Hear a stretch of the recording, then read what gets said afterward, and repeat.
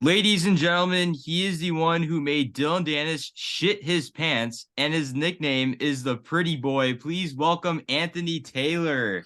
What's going on, brother? I'm feeling Dude, hey, good, man. listen, nothing much, nothing much. I just wanted to ask you, because in that intro, you have a nickname called the Pretty Boy. How did you get that nickname?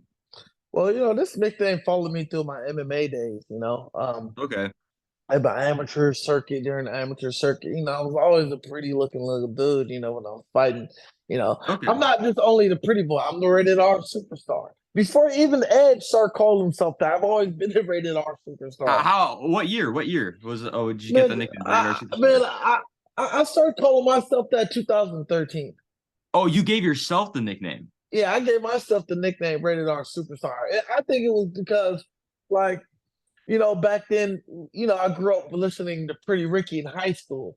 So you had Okay. Spectacular, Baby Blue, Pleasure P. Okay, I'm a little singer. I'm gonna call myself Rated R. You know what I'm saying? Like, All right, all right. so It's I was just like Rated R. okay, it's just because like I don't know. At least where I'm at, it's kind of unusual to give people yourself the nickname. It's usually off others, but like I respect it. I respect it. What about like how'd you get into like combat sports in general, like boxing, combat sports, all that? Oh man, a gentleman found me named James Lee Harmon. He found me at 24 Hour Fitness. He said, "Hey man, I see that you go to the gym. You seem like you're dedicated. You ever tried MMA?" I'm like, "What the hell is Okay. that?" So he invited me to this gym on a Monday, and I fell in love with it. That's how I met it. That's how I Hmm. got into MMA. And then I found Antonio on Facebook. He invited me to come live with him, and bam, my life changed. Fair enough. Fair enough. Did you wanted to do did you always want to get into combat sports when you were younger, or like were you trying to Hell get into no. something else? No, hell no. I wanted to be an actor.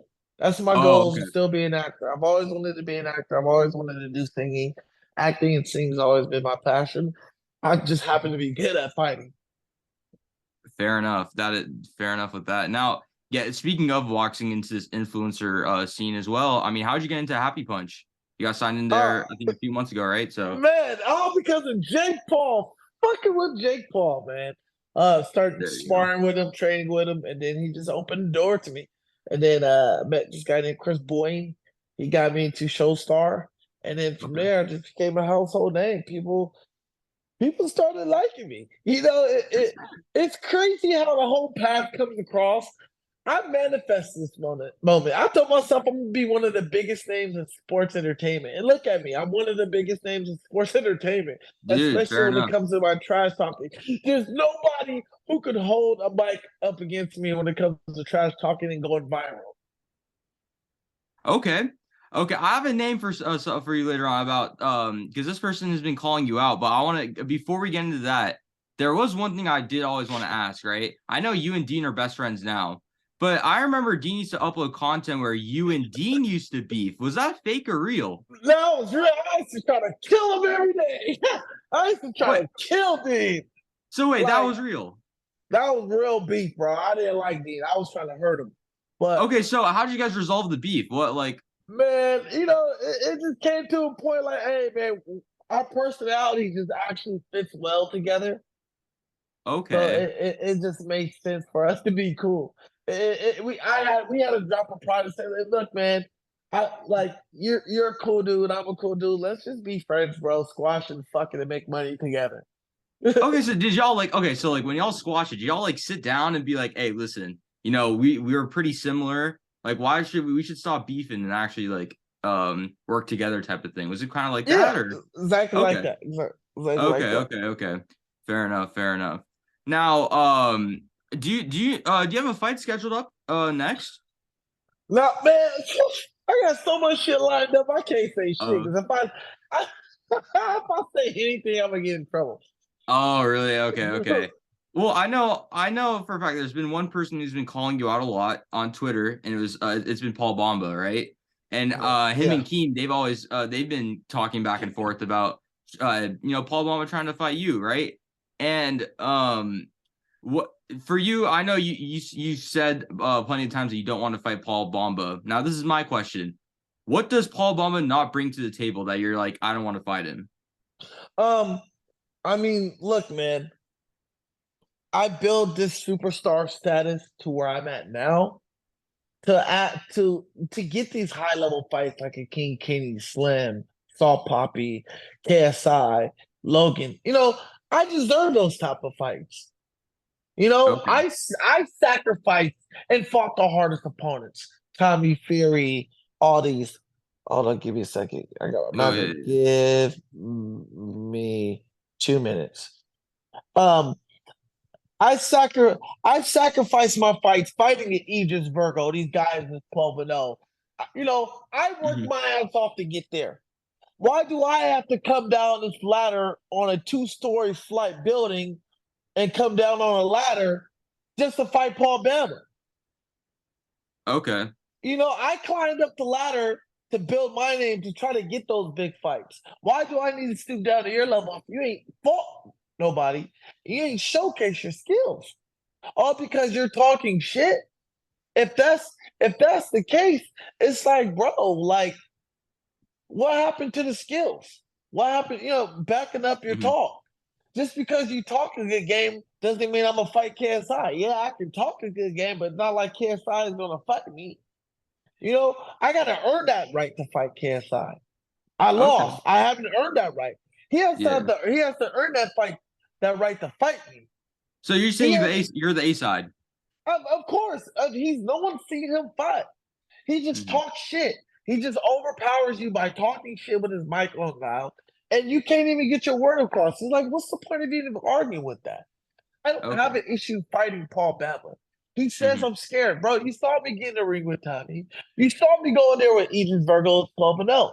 You tell Paul Baba get in the ring with Idris Virgo in there. If I'm scared, fight Idris Virgo next. Fight Idris Virgo next. If I'm scared, go ahead and fight him now. All right. What he was on the Twitter space too, and it was him and Keemstar. This is where they were going back and forth. And he wants your happy punch spot.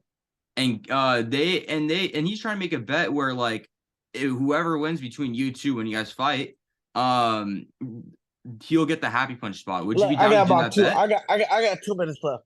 Look, man, Oh, okay. I don't benefit fighting Paul Bama. It does nothing for my career. It Okay. has to make sense to make dollars. All right, so let's say it makes sense, right? Let's say he builds himself up, okay?